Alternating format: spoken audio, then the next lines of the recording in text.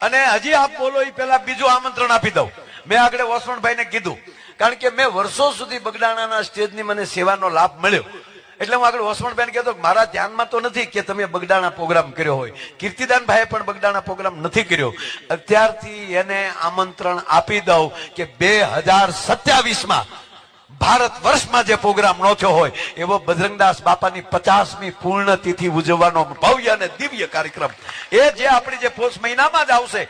અને એ મહિનામાં અત્યારથી આમંત્રણ બધાને પાઠવું છું કે એ બાવલિયાના દરબારમાં જેટલા દી 3-4 દી અમારે જેમ બધું બેહીન જે હુકમ કરશે યોગેશભાઈ અને બજરંગદાસ બાવલિયો એની પાસે જે હુકમ કરાવશે એ રીતે ભવ્ય અને દિવ્ય આયોજન.